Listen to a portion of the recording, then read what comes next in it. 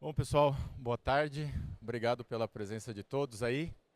Temos aí uma horinha para tentar convencê-los de que fermentar a frio não é a etapa mais essencial para a produção de uma boa lager. Vamos ver se eu vou conseguir convencê-los. Cabe também a discussão, óbvio, que não é uma verdade absoluta, né? Cabe a realidade de cada cervejaria. A ideia do tema foi trazer também uma provocação, né? E eu trouxe essa provocação há 3 anos atrás, quando a gente introduziu uma cepa de levedura para a produção de lager, uma Kveik, né? Que a gente via que algumas Kveiks têm esse perfil neutro, mesmo a temperaturas mais elevadas, entregando uma cerveja sabor lager, pegando essa trend aí que aconteceu, né?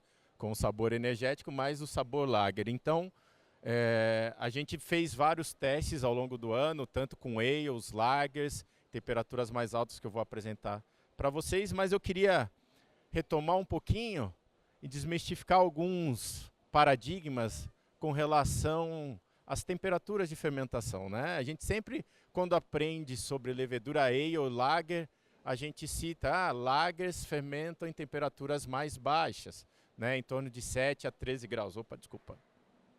Enquanto ales, temperaturas mais altas. Tempos de fermentação nas lagers um pouco mais alongados, até mesmo pelo processo de lagering, né? O termo lager, levedura lager, veio muito antes com o processo de armazenamento nas caves, que também eu vou citar posteriormente, né?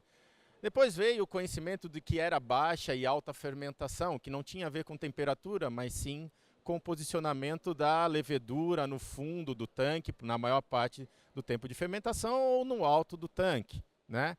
Produção de ésteres, a gente entende que, claro, as ales são melhores produtoras de éster, mas cabe a gente entender e não generalizar isso, depende da linhagem. A gente tem linhagens de ales bem neutras, para entregar o lúpulo de uma American IPA, né? Por que não usar uma ale, já que ela tem um perfil neutro, para poder entregar aromas neutros e atender o perfil que são das lagers. E por fim, claro, são famílias diferentes, né? Quando a gente fala ale, é uma levedura Saccharomyces cerevisiae, enquanto uma lager, uma Saccharomyces pastorianus. Elas têm diferença genética, sim, tá? E ao longo da evolução a gente vai ver como que isso aconteceu. E vamos comparar cada uma delas, as suas eficiências em termos de tempo. Porque o objetivo não é simplesmente aumentar a temperatura e entregar o sabor lager. Tudo é custo-benefício, né? Qual que vai ser o custo de eu fermentar em temperaturas mais altas com relação a uma produção de éster? Vai afetar a qualidade. Mas e o ganho de tempo? A economia de energia que eu teria no meu processo justifica isso, tá? E aí depois eu vou provocar que tem alguns clientes que hoje já fazem isso desde 2023, entregando um bom produto, que a gente, em vez de falar que é fake lager, a gente prefere falar que é like lager, mais parecida com lager, né, no mercado, e tem ajudado aí e trazendo vários benefícios. Pois bem, quando a gente fala na levedura lager que a gente conhece hoje, até o professor Zé ontem na sua palestra citou, a gente está falando numa levedura híbrida.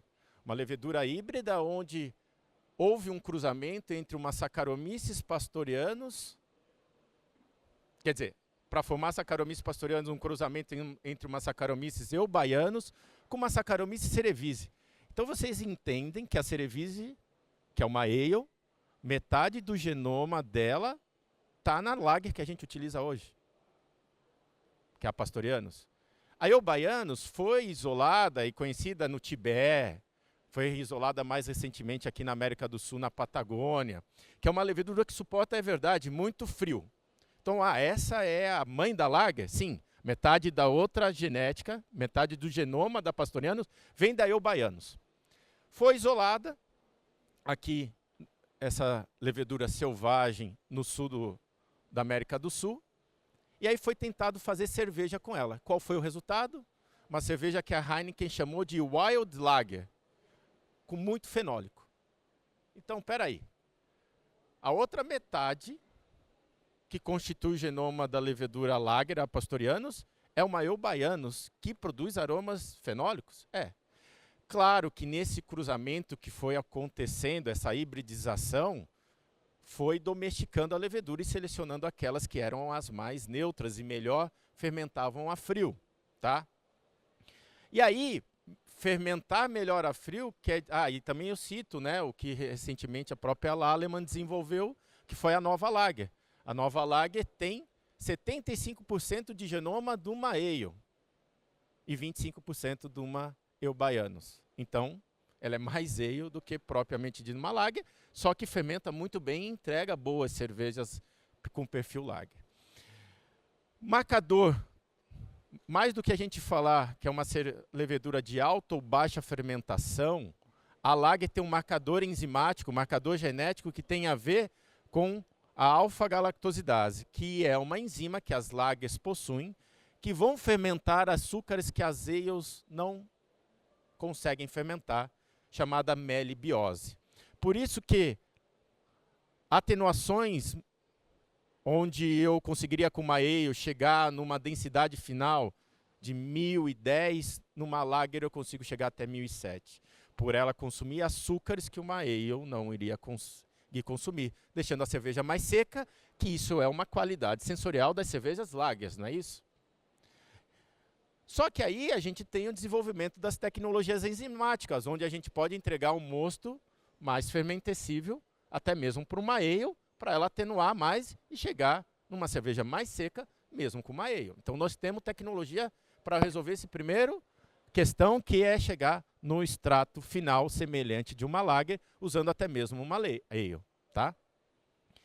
E aí o termo Lager vai além da temperatura, como eu citei, que são os armazenamentos. Aqui a gente tem uns estudos que o pessoal fez, obviamente, colocando nas temperaturas de fermentação a 8 graus e variando o pitching, 1 milhão, 1,5 milhão e 2 milhões de células. Obviamente, quanto mais levedura eu tenho, melhor é essa atenuação, mais rápida vai ser o consumo desse extrato, que também impacta sensorialmente nos flavors que ela vai produzir ao final da fermentação. A história da Lager aconteceu por acaso, onde do processo de Lager, ou de Lagering, que era o armazenamento dessas cervejas nas cavernas da Baviera, para preservação, porque eram temperaturas mais amenas, não tinha compressor a frio, para que essa cerveja fosse tomada no verão. Então, o que citava a lei da pureza alemã era mais do que o uso de água, malte e lúpulo, mas que as cervejas, para serem reconhecidas a seguirem a lei da pureza alemã, tinham que ser fermentadas a frio. E fermentar a frio entrega um produto que mais limpo. Domestica e pressiona as leveduras para que elas prevaleçam e dominam o processo a frio. E tudo que não consegue metabolizar ou ter bom desenvolvimento a frio, vai se perder ao longo do caminho. Preservando esse produto a frio, claro, tem várias hipóteses, né? Bom, aí o Baianos estava ali coexistindo na fermentação a frio, aí o que se acredita que o cervejeiro da Hofbräuhaus, para poder fazer cerveja no verão, teria que ser obrigatoriamente uma ale e não uma Lager, e aí uma cerveja de trigo, e aí foi buscar levedura em outra região, na Boêmia, e trouxe para a Baviera, e isso permitiu com que uma ale cruzasse com uma Ale Baianos. E aí surgiu então a Pastorianos. Então o que a gente tem datado, que a Pastorianos que a gente utiliza até hoje, são leveduras datadas ali em 1500, tá? Por conta da lei da pureza alemã, que pressionou isso. Para ser reconhecida como cerveja alemã, tem que fermentar a frio, tá? E isso proporcionou, então, melhor estabilidade, mais limpeza sensorial nessas fermentações a frio. Tá? Então, a lei da pureza alemã e, mais do que isso, também reprodutibilidade, né? Então, começou a ter, junto com a Revolução Industrial, padronização, né? Conhecimento de levedura só foi acontecer, de fato, em 1800. Aqui nós estamos falando em algo que era processos e teste, de tentativa e erro, onde se entregava produtos mais estáveis, menos ácidos, para serem consumidos no verão. Então, toda cerveja Lager obrigatoriamente tinha que ser produzida quando? No inverno. Para fermentar frio, o único jeito é fazer essa cerveja no inverno, para então ser consumida no verão. E aí, com essa estabilidade, houve também essa supressão dos ésteres, porque temperaturas mais baixas fazem com que a maior parte das leveduras produzam menos aromas e entregar um produto mais neutro. Então, desse híbrido acidental, a gente também proporcionou, além dessa origem genética da cruza, a vantagem evolutiva que a Eubaea nos entregou, porque daí fez com que a levedura pudesse resistir melhor ao frio, fez com que surgissem diferentes linhagens de lager. Hoje a gente utiliza a Froberg, porque são grupos, né? Então, por que a Froberg? Porque a Froberg, mesmo em temperaturas mais baixas, a membrana dela fica permeável, permitindo o consumo rápido dos açúcares, para fermentar em 7 dias. Enquanto o grupo Saaz, que também é pastorianos, já tinha mais dificuldade de assimilar os açúcares, e a fermentação ficava mais arrastada, até fazendo com que a atenuação, o consumo do extrato final, fosse mais alto. Então a gente deixou de utilizar leveduras do grupo Saaz e ficamos com a da Froberg, que é utilizado até hoje, tá? E aí, o que a Eubaianos, que era uma levedura bem adaptada a frio, propiciou? A questão da composição da membrana. A membrana das leveduras, que é a principal barreira que separa a levedura do meio, ela é composta por ácidos graxos. E aí o que acontece? Essa membrana tem que ser permeável. Então tem que permitir o que tem no exterior permear pela membrana, ou tiver transportadores pela membrana para que a levedura possa consumir. A composição da membrana de uma Pastorianus tem o que a gente chama de ácidos graxos insaturados. Ou seja, mesmo no frio, o que acontece com a gordura quando eu esfrio? Ela fica rígida. Lembra quando a gente come a costela e aquela gordura da costela no prato depois que você comeu? Fica rígida, né? Os ácidos graxos insaturados, mesmo a frio, não ficam rígidos. Eles têm uma certa desorganização pela sua composição, das ligações ali, e deixa a membrana, mesmo frio, permeável. E aí tu tem um problema. Aí se eu esquentar, vai ficar muito permeável. Mas aí a levedura ela tem capacidade de produzir outros tipos de ácidos graxos, que nesse caso são saturados, para fazer a manutenção da permeabilidade da levedura. Então, primeira vantagem competitiva para sobreviver a frio tem a ver com a membrana.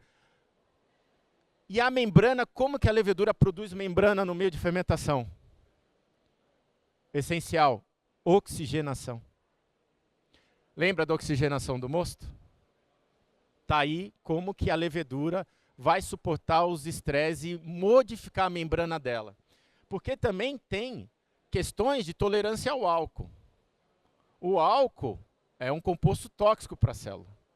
E ela vai ter que mudar a membrana dela para suportar esse composto tóxico.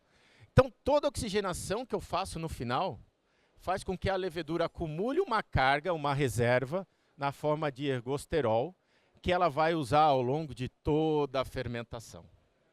E aí isso, para cervejas de alta gravidade, para quem faz lagers com extrato inicial 16, 18 plato, precisa se oxigenar mais, porque a levedura, ao longo da fermentação, vai encontrar um meio que vai mudar mais ao longo do processo de fermentação. Essas leveduras também, com a Eubaianos, garantiram com que tivessem proteínas, então, que suporta esse estresse térmico, esse choque de frio, que a levedura também não gosta muito. E enzimas que trabalham também bem a temperaturas baixas. Então, toda essa sobrevivência, essa adaptação e domesticação fez com que a levedura Pastorianus, a lager que a gente utiliza hoje, tivesse essas vantagens competitivas para fermentar bem a frio. Tá? Porém, a gente sabe que fermentar a frio faz com que, mesmo que eu tenha uma enzima bem adaptada, faz com que a levedura, independente se ela era uma lager ou uma ale, fique mais preguiçosa. Ou seja, faz com que a fase lag seja mais lenta. Se eu consigo aumentar a temperatura, faz com que essa adaptação, o metabolismo, acelere. Então eu estou ganhando tempo. Além disso, aumentar a temperatura faz com que o metabolismo da maltose e maltotriose seja mais rápido. Estou ganhando ainda mais tempo. Então, fase de adaptação e a fase exponencial da fermentação vão ser mais rápido com o incremento da temperatura. E aí, a atividade enzimática também, da maior parte das enzimas, vai ser melhor em temperaturas mais altas.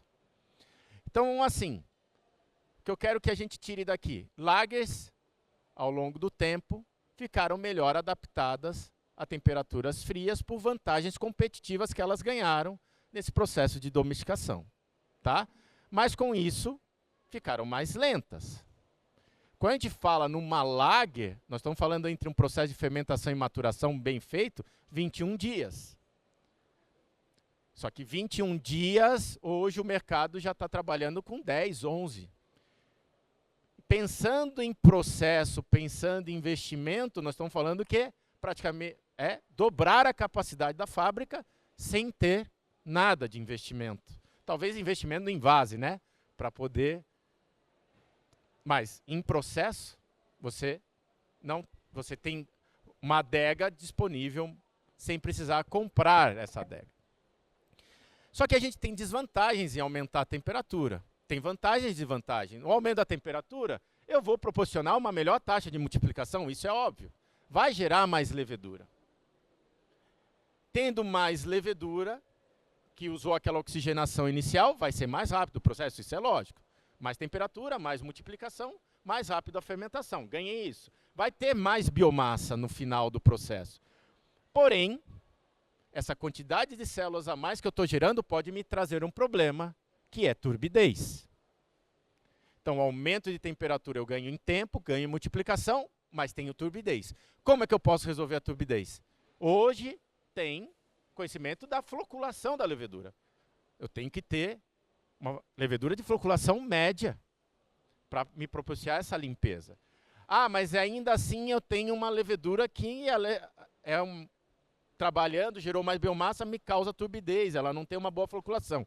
Daí a gente tem que participar, porque os coadjuvantes de processo, né? Os clarificantes, coisas que antigamente a gente não tinha. Então, vejam, já citei coadjuvante enzima, para poder mesmo uma ale chegar no extrato de uma lager, e clarificantes para evitar esse tipo de problema. Viabilidade e vitalidade. Vejam, se eu estou acelerando a levedura, obviamente ela pode sofrer de mais estresse devido a esse aumento de temperatura e diminuir a sua vitalidade no reaproveitamento. Vitalidade entende-se do arranque da fermentação. Porque eu acelerei tanto o metabolismo dela, que ela fermentou tão rápido, mas também consumiu muita reserva, que ela ia reutilizar num reaproveitamento. Aí aqui é importante que eu tenha pelo menos um laboratório, já que eu acelerei o processo, eu desgastei a levedura, porque eu fermentei em temperaturas mais altas, onde eu veja pelo menos a contagem e viabilidade. E hoje a gente tem conhecimento, o Pasteur nos ensinou em 1815, 1810, como contar a levedura, coisa que a gente também não tinha, tá? Então, querendo ou não, é 150 anos, um pouco mais, 160 anos atrás, quando se descobriu a levedura e técnicas de contagem. Então, é essencial para quem quer fermentar em temperaturas mais altas para entregar uma lager, como eu falei, os coadjuvantes, mas também um controle do pitching e da viabilidade, porque eu estou estressando a célula, tá? E aí eu tenho que controlar melhor isso para evitar algum problema. E a oxigenação. A oxigenação, para quem quer fermentar em temperaturas mais altas, tem que estar melhor controlado. Então, às vezes, a gente vê, claro, que tem tabelas, o próprio Kunze fala de extrato, temperatura e qual que é a saturação de oxigênio naquele meio. Para uma cerveja com 12 platos, deveria se chegar em 8 ppm. Para chegar em 8 ppm, a gente entende aí uma vazão ali no oxímetro, 30 minutos a 20 graus, o mosto vai chegar 6 litros por minuto com oxigênio puro. Cervejas com maior gravidade inicial, estou falando da 12 plato, é mais difícil incorporar oxigênio, tenho que aumentar a vazão de oxigênio que eu estou entregando para saturar o mosto, aumentar esse oxigênio que eu vou precisar mais. né, se é um mosto com um extrato inicial maior. Então, a oxigenação se faz extremamente necessária para diminuir efeitos deletérios. Nutrição. Vejam, o Zé falou sobre nitrogênio facilmente assimilável ou nitrogênio amino livre, né? Tem que ter nitrogênio, porque ao acelerar o processo de multiplicação envolve produção de proteínas e enzimas no interior da célula. Então eu tenho que estar atento com relação à parte de nutrição. O oxigênio, como eu falei, para a produção do ergosterol, né, que é a reserva energética que a levedura vai utilizar ao longo da fermentação, e micronutrientes. O Zé citou 2 micronutrientes bem essenciais, que é o magnésio e o zinco, porque ele participa da via metabólica, que vai de glicose até etanol. Glicose até etanol passa por piruvato, acetaldeído, a temida maçã verde, acetaldeído é etanol. Não tem como eu gerar etanol sem acetaldeído. E aí, se eu tenho deficiência nutricional, eu acabo, então, gerando muito acetaldeído que fica no meio. A levedura não consegue absorver e gerar etanol, porque eu não tenho zinco, por exemplo. Entende? Lembra do que o Zé apresentou no primeiro dia de aula lá? Magnésio. Se eu não tiver magnésio, nem chega a fazer acetaldeído. Então, são micronutrientes que eu tenho que tomar cuidado para quem quer fermentar em temperaturas mais altas, que vai gerar mais álcool. Consequentemente, mais acetaldeído. Se eu não tenho zinco para converter a álcool, eu tenho um problema, tá? E diminui, então, a toxicidade do álcool em altas temperaturas. E aí, fazer lager a quente. O que a gente fez? A gente daí fez uma comparação, pegando uma Pastorianos, fermentando a 16, 18 graus e vendo o perfil aromático dela. Pegamos uma ale neutra, fermentando a 16, 18 graus e também vimos o perfil aromático. O que ela estava entregando de éster? O que ela estava entregando de álcool superior? O que a gente espera fermentar a 16 a 18 graus? Principalmente o quê? Redução do tempo em até 50%. Se é uma cerveja que eu fermentaria em 7, 6 dias, eu quero fermentar 3. Esse é o objetivo. Qual outro benefício fermentar quente pode me proporcionar? Uma fermentação mais rápida. Entenda o seguinte, a quantidade de CO2 que é gerado ao longo da fermentação, ele vai obedecendo às fases e em 7 dias gerou todo o CO2, em cada dia um pouquinho vai sendo liberado.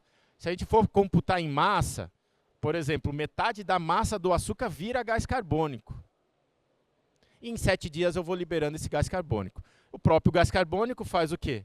Lava os aromas bons e ruins do meu processo, não é isso? Esse mesmo gás carbônico que eu ia liberar em 7 dias, eu reduzo isso para 3 dias, ou seja, o arraste é muito maior. Vou obter o quê? Uma cerveja no qual vai eliminar DMS, enxofre e também ésteres de fermentação, que são extremamente voláteis e vão ser arrastados por esse gás carbônico que está sendo gerado nesse menor tempo. Redução do diacetil. Obviamente, o que a gente faz com uma Pastorianos?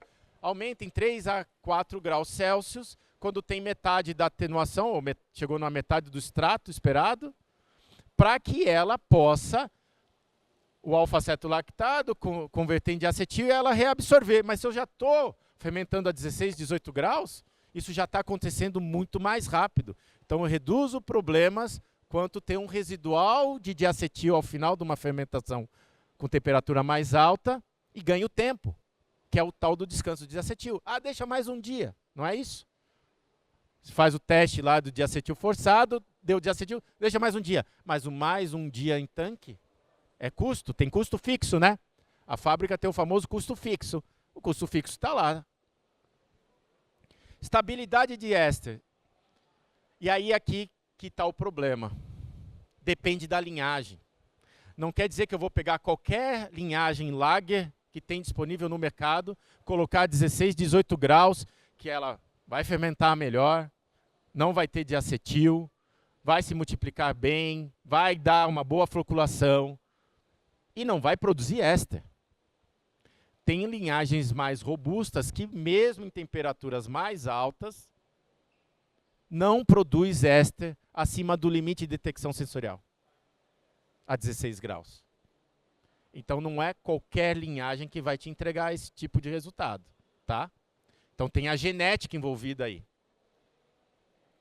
O que a gente tem que pensar, então, com o aumento da temperatura da fermentação? Ganhar velocidade, tempo, reduzir custo e manter a qualidade sensorial. E aí, um mosto com alta gravidade. Para quem quer fazer uma cerveja com extrato inicial de 18 graus Plato, o frio é um grande inimigo. Lembra que eu falei que o frio reduz o metabolismo?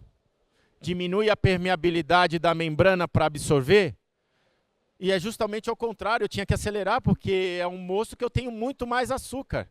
Então eu tenho uma fase no qual a célula tem que se adaptar muito mais para poder absorver esses 18 Plato inicial. Então, o frio é um inimigo para quem quer trabalhar com mosto de alta gravidade. A outra coisa, temperaturas baixas, como o metabolismo é mais lento, esse álcool que está sendo produzido, também estão produzindo outras toxinas. Ou, em temperaturas mais baixas, a levedura não tem tanta habilidade de extrair ou excretar essas toxinas para o exterior. E temperaturas mais altas já ajudam mais, para que elas eliminem essas toxinas. Problemas de fermentar um mosto de alta gravidade é chegar na atenuação desejada. E aí faz com que as enzimas possam não trabalhar em cima de maltotriose.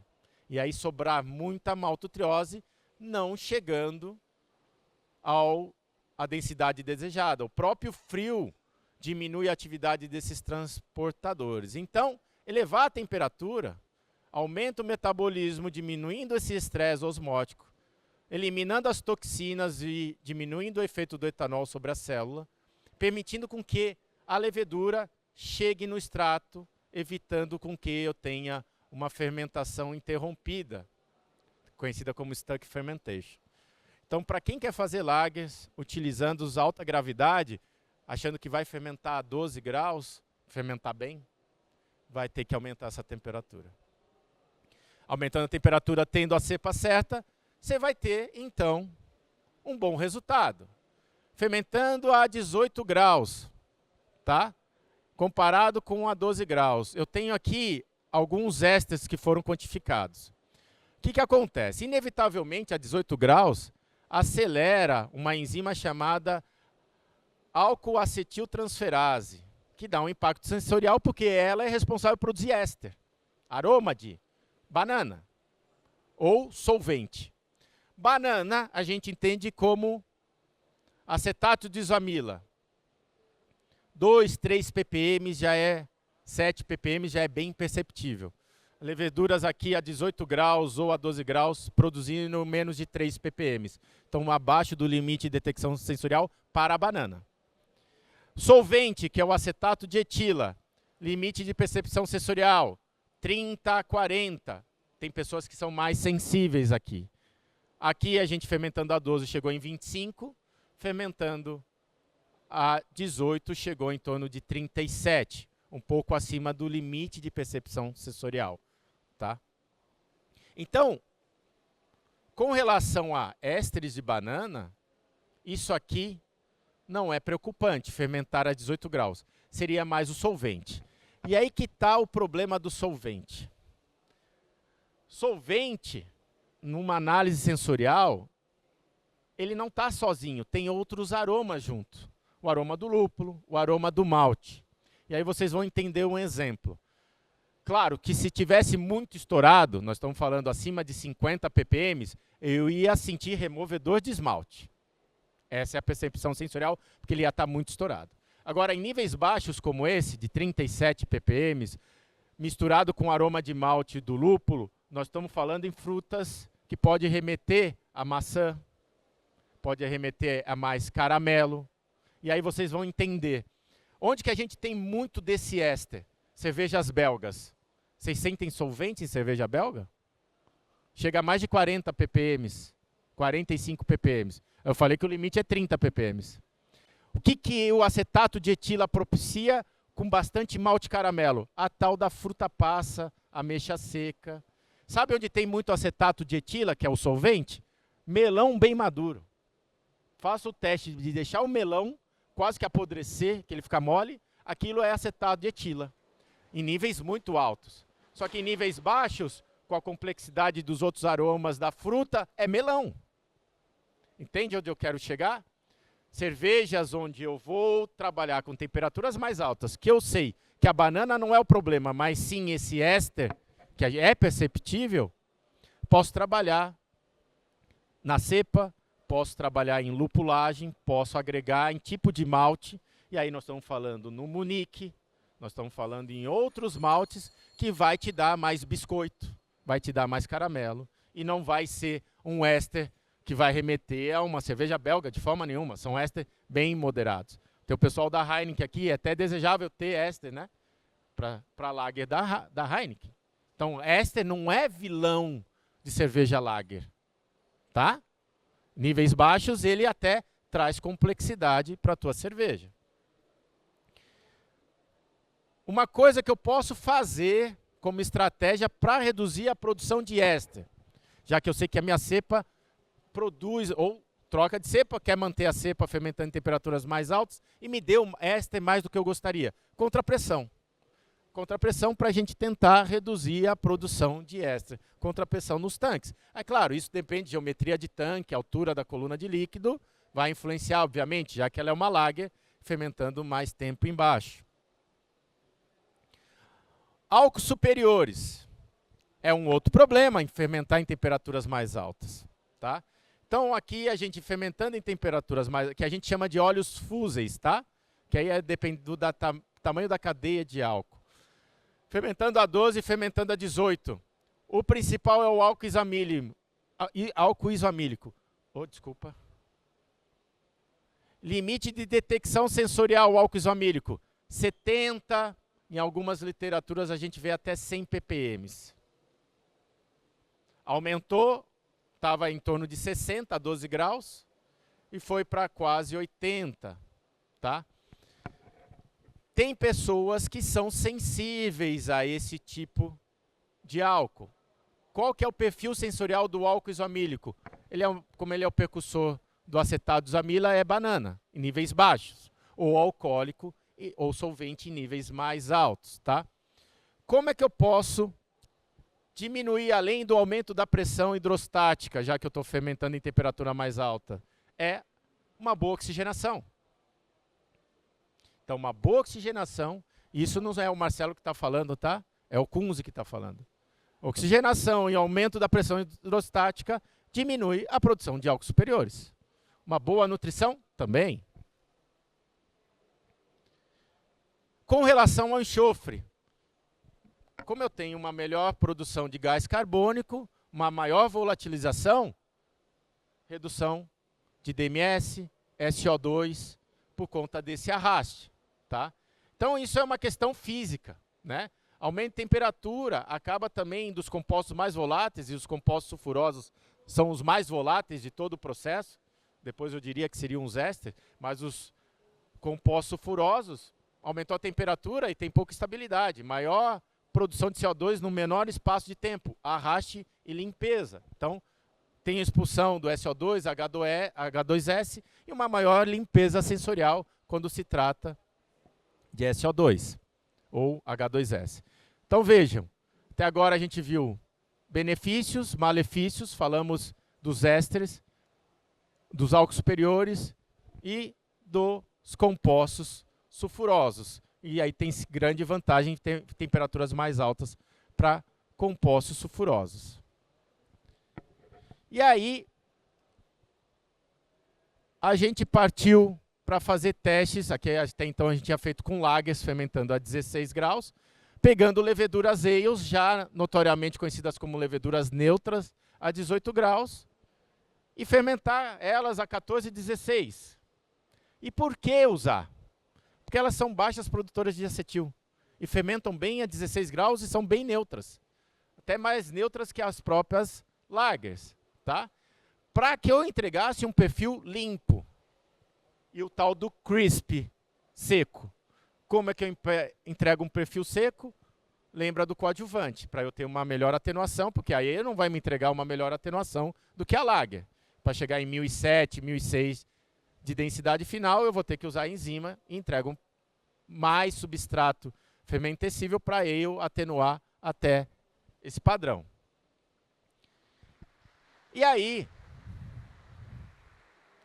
a gente fermentando com o American Ale, o que ela passou a entregar?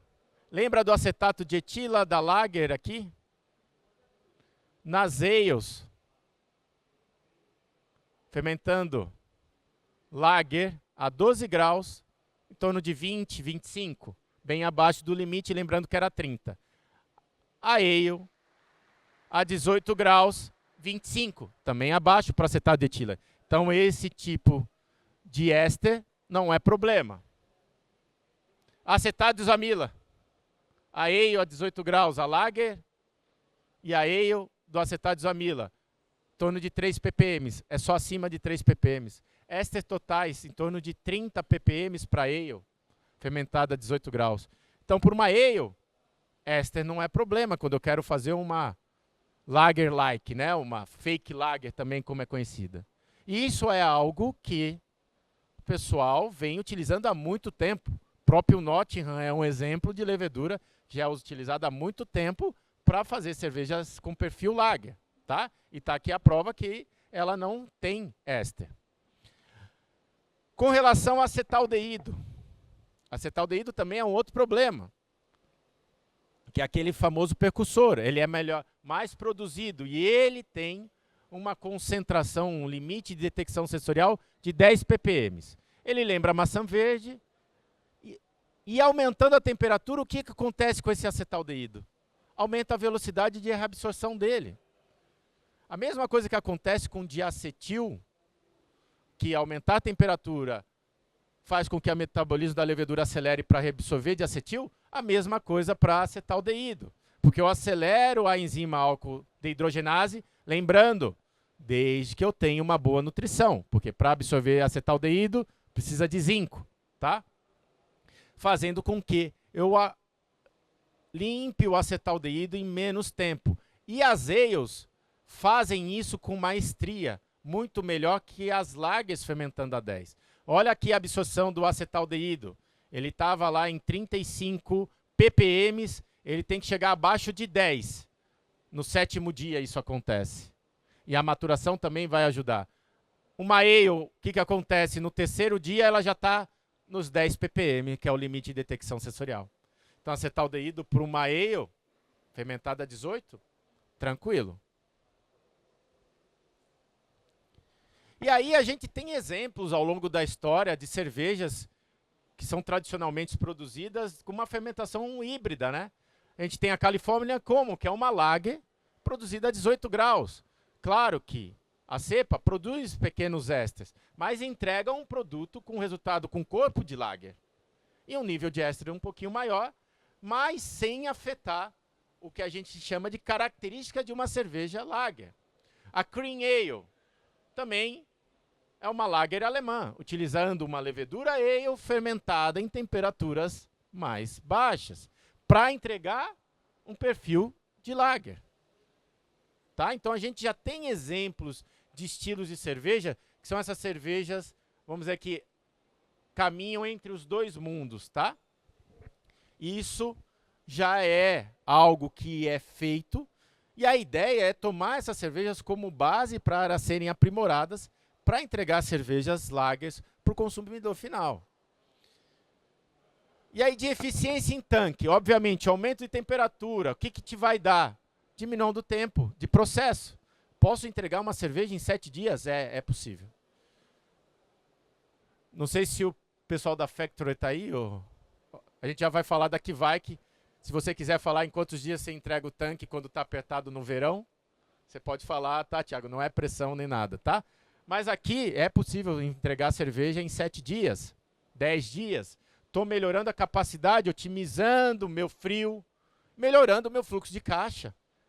Menos produtos, dinheiro parado em processo. Porque eu gastei aquele dinheiro que está em processo. Quanto mais giro eu tiver, mais rápido for, melhor para o meu fluxo de caixa. E aí eu não estou falando para a gente chegar em 7 dias, mas nem tão pouco ficar 21 dias. Nós estamos falando que entre fermentação e maturação, entregar uma boa cerveja em 10 dias. Aqui eu não estou discutindo, pessoal, mas uma Bohemian Pilsner tem a melhor... Não, não é isso. Nós estamos discutindo realidade brasileira.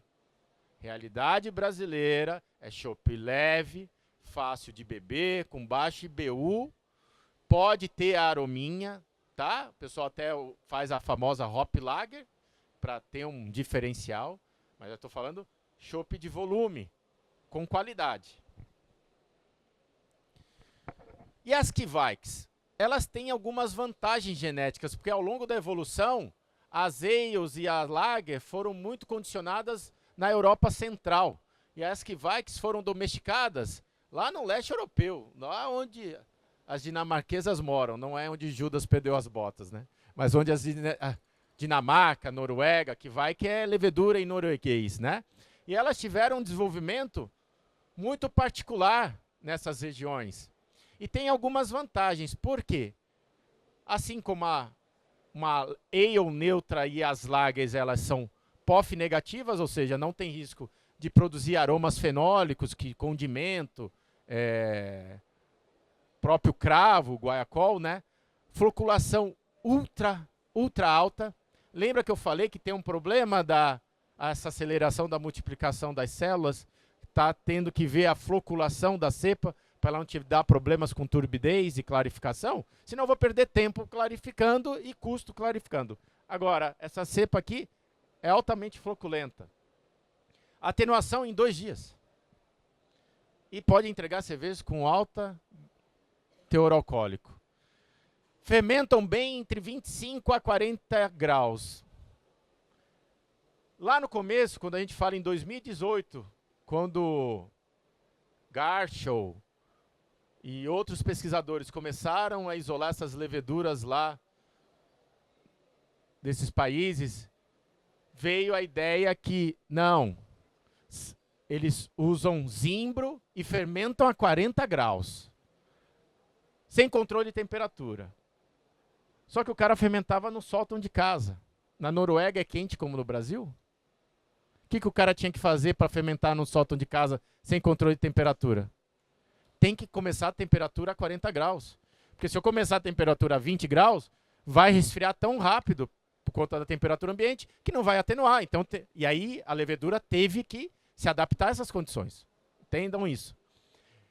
Mas não quer dizer, e aí mais recente, isso daí foi em 2021, começaram a testar essas Kveik em temperaturas mais baixas, porque a 40 graus, ela produz ésteres que lembram a citrus, a casca de laranja. Mas e a 30? Bem mais neutra. E aí o pessoal passou a utilizar para perfis de like lager. Foi quando a gente lançou em 2023, 2022, 2023 a Kveik like lager, com essa proposta. Fermentando inicialmente a 25 e deixando subir até 30 graus. Tá? Isso entrega... Nós fizemos um teste. Na época, tinham 600 cervejeiros aqui. A gente trouxe cerveja, mesmo mosto, 1000 litros, fermentado com a German Lager a 12 graus. Cerveja bem tradicional. A mesma receita, tudo igual, fermentado com a Kveik Lager a 25 graus. Dos 600 participantes, nós tivemos 300 análises, experimentando as duas cervejas. E o mais interessante ao final era, qual é qual? Qual é a Kveik e qual é a Pastorianos? Já vou mostrar o resultado. A linhagem Kveik like lager é muito neutra. Quando a gente está pegando acetato de etila, está abaixo do limite de detecção sensorial. Acetate desamila, muito abaixo. Os óleos ou álcools totais ou ésteres totais, muito baixo. Então é uma levedura neutra, já de saída, que fermenta bem a 25 graus. Tem estabilidade de aromas, né, principalmente entre 20 e 25 graus. Ausência dos aromas fenólicos. Então ela consegue te entregar perfis sensoriais baixos, éster baixos, assim como as outras, mesmo fermentando a temperaturas muito mais elevadas. E são muito rápidas. 24 horas, praticamente 36 horas, já tinham atenuado. Entregando cervejas aí. Quantos dias? 7 dias ele invasa a cerveja lager com Kveik quando está apertado no verão, né? Floculação dela. Espetacular. Nunca teve problema. Diacetil. Nem passa pela cabeça. Problema com diacetil. O que às vezes a gente tem que tomar cuidado? Eu fermentando em temperaturas mais altas, eu posso fazer com que contaminações se desenvolvam mais rápido. E aí impactar no quê? No reuso da levedura. Porque a contaminação é inerente ao processo. Eu fermentando a 20, eu fermentando a 12, assim como se fazia lá em 1500, qual que era a finalidade de fermentar a 12? Ter um perfil mais limpo, mas também segurar desenvolvimento de contaminantes. Aqui na Kveik, cuidado microbiológico tem que ser maior, porque eu estou acelerando o processo em temperaturas altas que também favorecem bactérias. Então, cuidado, e aí o Tiagão tem um laboratório bem equipado para análise microbiológica, até no reaproveitamento do fermento, para entender isso, tá? E aí eu consigo melhorar a eficiência em tanque. Deixa eu passar aqui, acho que está aqui, ó. Fizemos nessa metodologia cega com relação a Kveik, Lager e a Lager. Houve uma maior aceitação para Kveik. E aí eu vou falar em nome do Fernando da New Age. Talvez o Fernando não lembra. Mas foi a cerveja que você mais gostou, foi com a Kveik. Estava neutra, estava perfeita. O que foi deletério para Lager fermentada com German Lager? Tinha um leve diacetil. Isso prejudicou. Talvez se não tivesse esse diacetil, iria ter um melhor equilíbrio na análise sensorial e no gosto do público, tá? Deixa eu voltar aqui.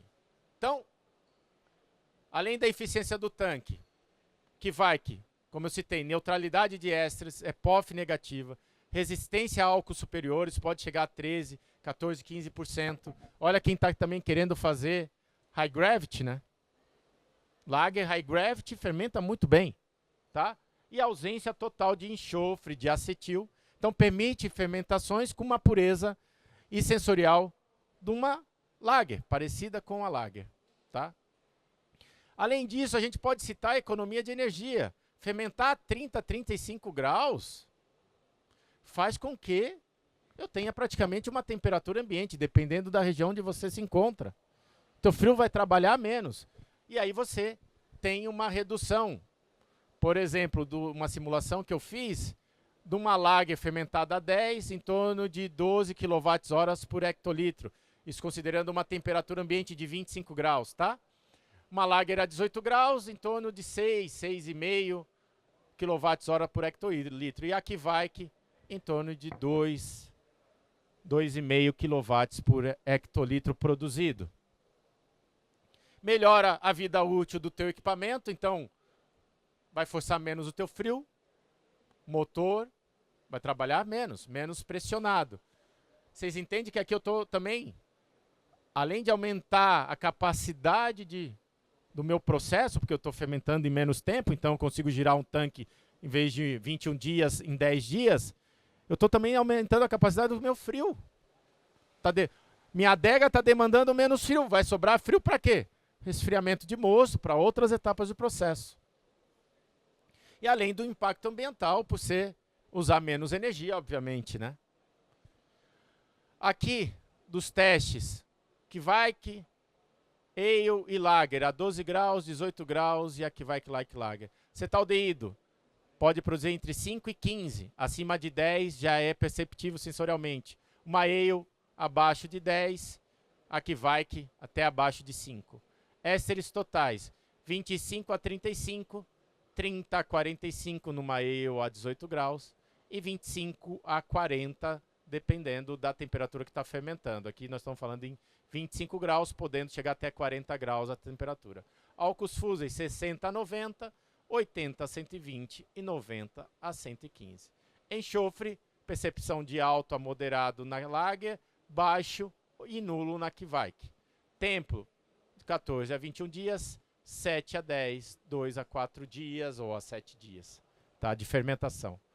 Agora, vejam, o que a gente toma como ciência? Vai produzir mais éster? Vai. Vai produzir mais éster. Posso aumentar a pressão em tanque? É uma solução, né? Posso nutrir melhor a levedura, posso oxigenar melhor o mosto. Outros problemas, atenuação, posso usar enzima. Clarificação, posso usar algum coadjuvante, mas o melhor é sempre acertar a levedura. Então, como eu falei, os limiares que o nariz percebe, de acetaldeído, DMS e acetato de etila, mas, no final, é experimentar a cerveja. É o que a gente fez aqui. Tinha mais éster na Kveik? Tinha. Tinha mais éster na Kveik. Mas ficou mais agradável. Sabor mais seca, percepção de mais crisp na Kveik do que a própria Lager. Como eu citei, talvez o diacetil prejudicou a análise da Lager original fermentada 12, é verdade, tá? Mas a aceitação foi melhor com a Kveik. Hoje já existem vários clientes fazendo esse tipo de coisa. Não é uma invenção que a Bio4 está trazendo, uma inovação que está trazendo para o mercado. A gente só está fazendo o quê? Olhando o que o mercado já faz e apresentando para vocês os benefícios e os malefícios de fermentar em temperaturas altas. Tem leveduras mais robustas para atender essa necessidade. Não é qualquer Kveik, não é pegar qualquer linhagem de Kveik e fermentar e tentar entregar uma Lager, não é isso. Quando a gente fez os testes de Kveik, foram 6 Kveiks para a gente chegar em uma, que era o que menos produzia éster, mas entregava um perfil parecido com Lager. Tá? A mesma coisa com a German Lager fermentando a 16 graus. Hoje tem clientes que já fermentam, entregam Lager, ganhando medalha de ouro em Blumenau, com Bohemian Pilsener, fermentando a 16 graus com a German Lager. Já existe clientes usando a American Ale, fermentando a 16 graus e entregando lagers também. Por que, gente, isso? Porque há uma dificuldade, talvez as micros não percebam ainda isso, porque tem uma dinâmica um pouco diferente, numa coisa chamada gestão de levedura. Estou jogando contra o meu patrimônio. Quanto mais variedade, mais variável tu tem no processo, aumenta o teu problema. Por isso que as grandes empresas usam o quê? Uma levedura. Uma levedura para fazer tudo. E não é só Lager, às vezes até Ale. O que é a Cold IPA? A Cold IPA é uma Lager tentando chegar numa IPA. Então, a gestão da levedura, reduzir o número de linhagens de levedura que você tem no teu processo, é essencial para redução de custo, reaproveitamento de levedura. Claro que vão ter estilos de cerveja que não vai te entregar o perfil aromático. Aí eu não estou falando de uma cerveja de trigo, numa cerveja belga, daí são leveduras bem específicas. Mas quando eu estou falando que é para entregar uma cerveja neutra, onde eu quero que apareça o malte e o lúpulo, tenta restringir o trabalho, trabalhando com uma única levedura. Agora não, quero fazer uma IPA com biotransformação, não é esse caso.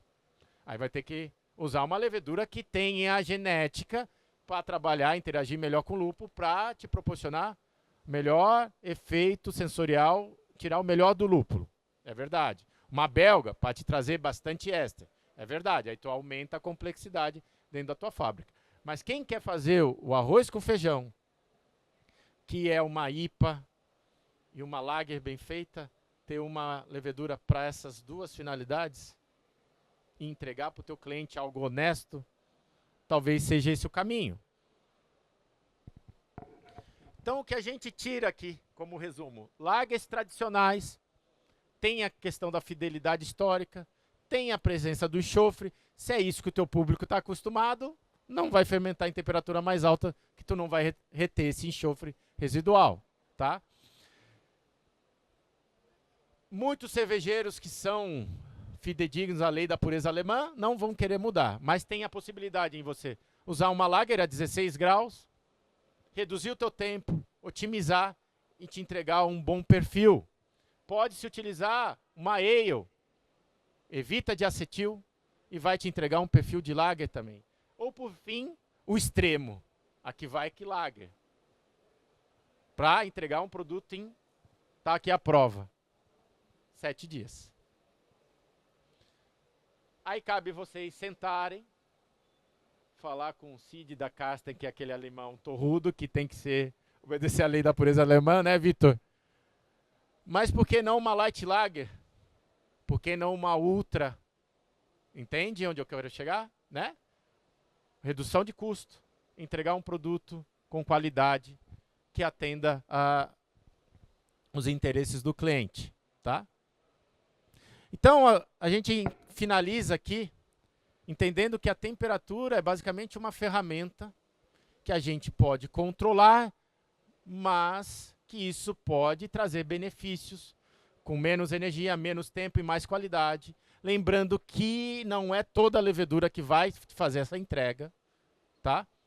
E com isso, a gente pode trazer para o mercado novos perfis e está em constante evolução, porque o mercado cada vez mais está agressivo. Né? A gente sempre está ouvindo falar redução de custo, não é isso? Né, Fábio? Redução de custo. Antes a gente via lá, chegava numa fábrica e perguntava: quantos litros de água por litro de cerveja?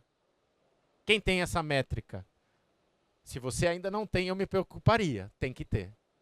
Antes era a torneira pingando. Isso é custo. Custo de extrato, que as grandes falam, é tudo extrato, né? Perda de extrato, perda de extrato. Ganhar volume em tanque, fazer high gravity. Dá para fazer high gravity. Temperatura a 16 graus high gravity funciona muito bem. Vai te entregar um produto que tu vai diluir, aumenta a capacidade de produção. Tá? Então tá aqui, a gente está com o stand ali, tem alguns brindes ali, tá? A gente está um pouquinho limitado, eu aconselho falar com o representante da sua região para esses brindes, que são cervejas feitas, e tem lá uma lager feita a 16 graus, pela Leopoldina, que ganhou medalha de ouro em Blumenau e lá em Uberlândia com essa mesma receita. Tá? E vejam, talvez possa ser coincidência, desde que ele passou a fazer esse processo, que ele já fazia com outra levedura e passou a usar a nossa, aumentou as vendas, aumentou a aceitação do produto dele. Pode ser um bom trabalho do pessoal do comercial associado à mudança do produto. Pode, não sei. Mas ele percebeu que houve uma melhor aceitação do público final dessa lager fermentada a 16 graus. Não sei se o Fábio tem alguma coisa feita nesse sentido? Fermentando mais alto? Só em dezembro. Dezembro, 14 graus. É. Só que tu pensa padronizar... 8 dias. Pensa em padronizar isso ao longo de todo o ano. Ah, mas eu tenho espaço em tanque. Mas entenda que o frio está ligado para manter aquele tanque. Aí, claro, é logística, é câmara fria, é barril, se tem, enfim, né? Mas pense que tudo é custo. Tudo que tu deixou parado não é de graça. Beleza, pessoal? Parabéns pela palestra, foi muito bom. Deu para aprender muito, né, sobre fermentação a temperaturas altas. Até porque é um negócio que eu já faço. Trabalho com temperatura 16 graus, high gravity. Em média, 10, 11 dias consigo entregar o tanque tranquilo.